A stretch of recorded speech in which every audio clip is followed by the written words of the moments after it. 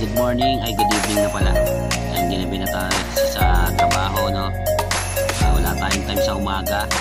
So gabi natin titirahin tong pagpapalit ng air filter. Okay, nabili ko lang yan sa Shopee, murang-mura lang. Ayan, may kasama ng foam, tapos yung parang rubber na yun sa gilid. Ayan, pasensya na kayo at medyo talagang madumi yung motor ko. Isang buwan na talaga yan, walang ligo. Parang amo niya. Hindi naman. Araw-araw naman tayo naliligo, no?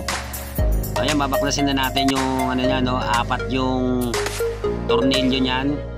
Yan, isa. Yung 2 dito. Tapos 2 sa ilalim. Okay. Yan, napakadumi talaga ng motor natin. Pati panloob, pati panlabas, madumi. Pantrabaho talaga yan. I-bargain natin. So, tanggalin natin to, no? Pinaka, ano niya yan, hose. Hindi naman masyadong marami yan nung nabaklas ko. Yung 2 yan. O, hindi na rin natin iniinis. Okay, hindi naman masyadong madumi. Wala naman dumi sa loob. Okay, baklasin naman natin tong, ano, pangatlong tornilyo. Napakadali lang talaga mag-ano nito, no? Panoorin mo lang tong video to, kahit ikaw kaya mong ano, gawin. Napakadali lang. So ganun din, syempre nanood din tayo ng ano, ng video ng iba para syempre less gastos sa maintenance. Kaya mo naman gawin. So in-apply natin. Napakasimple lang naman. 5 minuto natapos natin to palitan, no? Okay, sa mga may budget naman, so inaano ko sa inyo na bumili kayo ng original na SGP. So medyo low budget lang yung ano natin. Yan, murang-mura lang sa Shopee. Nabili ko. Meron pa tayong binili sa Shopee na fuel filter. Pero napanood ko medyo magawa yung ano nun. Babaklasin buong kaha, no? Pati taillight babaklasin, tangke, para mailagay yung fuel filter. So sa susunod na natin ano yun, ikakabit yun, no? Tapos etong ano yan, may 2 clamp yan sa loob. Pag narinig nyo yung lumagutok na, yun, natanggal na yun. 2 clamp yan. Pagkatapos yung tanggalin yung 4 na tornilyo, may 2 clamp yan. Yan.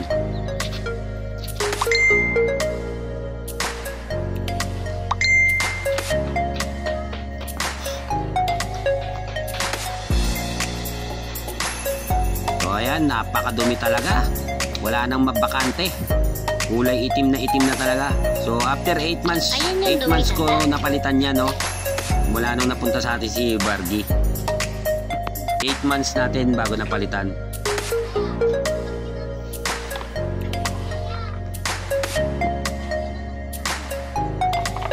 Ayan, ito yung bago natin. Wow. Green. Wow. Black. Wala nang mapaglagyan ng dumi, no? Okay. Hindi ko na rin pinalitan yung ano niya, yung parang rubber niya, yung sa gilid. Kumbaga ano, sa seal. Hindi ko na rin pinalitan kasi wala naman tama. I-reserve na lang natin yung sa susunod.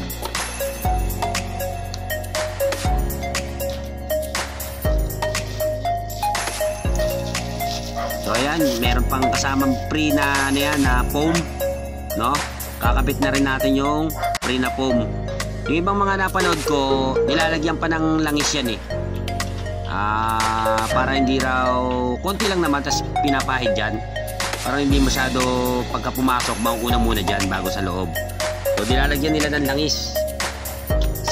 Yung sa atin, hindi ko na nilagyan, no? Diretso salpak na ng foam nya. Okay. Yung stock kasi wala siyang foam. So itong replacement meron. Ayan, napakadali lang. Salpak mo lang na ganyan. Tapos salpak natin. Alright na agad. Ayan, pansinin natin yan. Walang langis, no? Ibig sabihin wala siyang tagas. Hindi siya pinasok ng langis, no? Medyo goods yung ano natin. Kasi yung ibang napanood ko, mga ano, may langis. pinasok ng langis yung ano nila, no? Yung sa atin wala naman, awa ng Diyos. So ayan, salpak na natin yan. Yan, tutunog naman yan pagka narinig nyo tumunog. Fix na yan, no? Ayan yung dalawang clamp. Ayan yung clamp. Bali isa yan, tapos meron pa siya sa loob na clamp. Yan, pagka lumagutok na yun, nakaklip na yan. Yan, bukas na kita nilinisin. Napakadumi mo tapos nag-video pa. Ang kulit, no? Nakikita nyo naman sa gulong pa lang tsaka sa shock. Walang kalinis-linis. Isang buwan atang walang ligo to si Bargy. Kawawa naman. Di bali na, yung amo naman may ligo. Okay, kabit na natin pangalawang tornilyo. Tapos yung pangatlo dito, dalawa yan sa ilalim.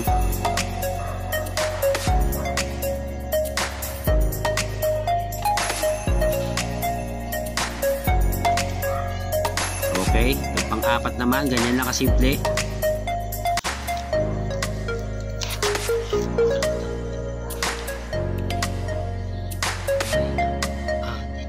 Gabi na kasi natin to tinira pagkatapos natin magpahinga galing ng work, nakakain na. Wala tayo kasing time ngayon dahil alam niyo naman sa trabaho natin delivery, umaga hanggang hapon, tapos gabi lang tayo may pahinga. So ayan, shoutout muna natin sa team ko dyan, team Regalado,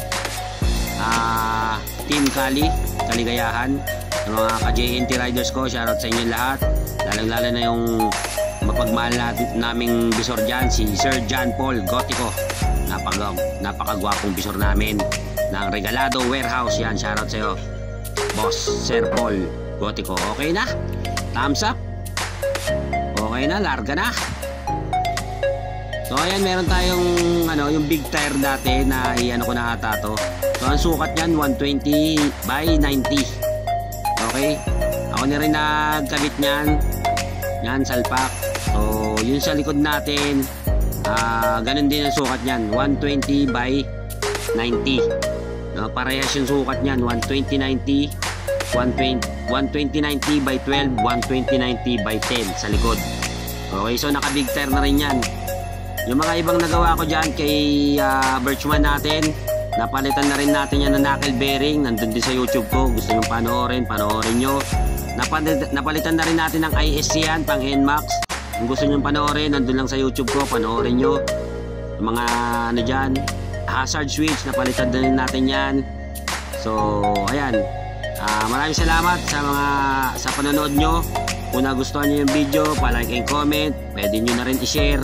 Maraming salamat. Bye-bye.